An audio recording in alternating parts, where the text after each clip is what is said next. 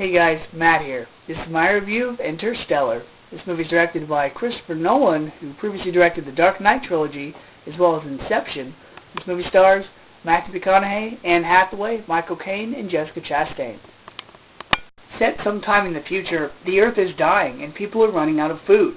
Cooper, played by Matthew McConaughey, who was an ex-pilot, now a farmer with kids, is approached by a NASA scientist, played by Michael Caine, who asks him to embark on a journey along with Anne Hathaway to venture out and find other inhabitable planets. So now they are on this mission that's very important but also very dangerous, with the fate of Cooper's family as well as the entire world on their shoulders. I had heard about Interstellar for about a year, and I was excited because it was a space movie and Christopher Nolan was at the helm of it. So after seeing Interstellar, I can say, though it will be compared to 2001: A Space Odyssey and of course Gravity, the movie is not a masterpiece, but it's still really, really good. As far as the acting goes, Matthew McConaughey really worked as this reluctant farmer who's going on this very dangerous yet very important mission.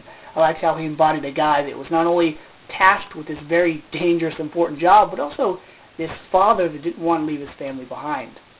Because this movie focused so heavily on Cooper and his daughter Murphy, Matthew McConaughey and Mackenzie Foy, or Matthew McConaughey and Jessica Chastain, this movie really didn't have any real attachments towards the other characters. Sure, the acting from Michael Caine, Anne Hathaway, and Casey Affleck were fine, but because the movie focused so heavily on Cooper and his daughter, the other people had families, sure. They had jobs to do, they had stresses, they had worries, but you really didn't feel that attachment, that worry, that compassion or sympathy for them. Also, this movie had a lot of just neutral characters in the movie. They were fine actors, they were well-known people, but they were just there, and they really didn't bring nor did they take away anything from the movie.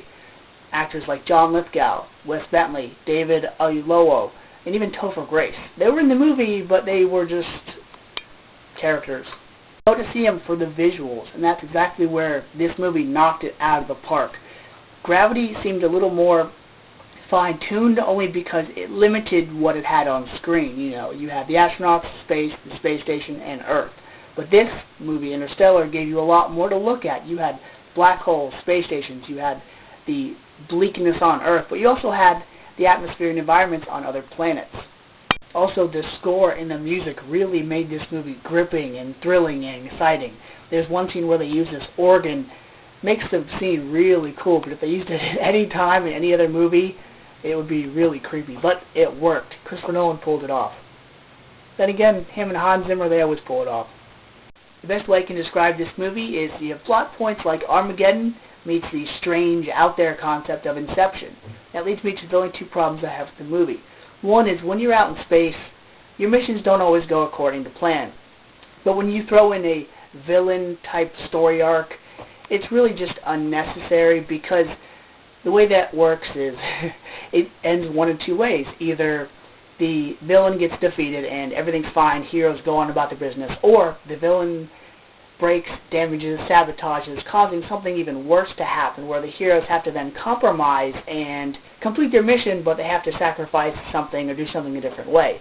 I felt in this movie, since the movie was long, not too long, just long, they could have cut back 20, 30 minutes, got rid of that whole story arc altogether, had something else go wrong. Also, Christopher Nolan likes to have some, what? Plot devices in his movie, like Prestige, Inception, and now a movie like this. And when a lot of people are going to leave this movie, they're going to be confused about some stuff. It doesn't mean they're dumb. I just feel like Christopher Nolan adds a lot of shock and confusing little technical things really to cover up two things. Either one, to make it a fantastic story that he's thought out brilliantly and wants to put in his movie and it makes clear, perfect sense to him, or it just covers up lazy writing because people are going to go home and they're going to do two things. They're either going to go online and break down all the science and mathematics behind the gravity and theory of relativity and whatnot and understand it and appreciate the movie more, or they're going to be like, wait, well then if that happened, then if he went, it's not going to make sense, and they're just going to look at it like a giant plot hole in the story. Interstellar was definitely out of this world, no pun intended, with an awesome musical score, great cinematography, good acting, and visuals that are just phenomenal. I'm going to give Interstellar a B+, A-. It's pending because I have to give the movie a rewatch. It had some confusing parts, but overall it was enjoyable. And when people are like, well, why isn't it a masterpiece? Hey, look at James Cameron, Steven Spielberg, George Lucas, Francis Ford Coppola. They're all great directors, but they don't always make masterpieces.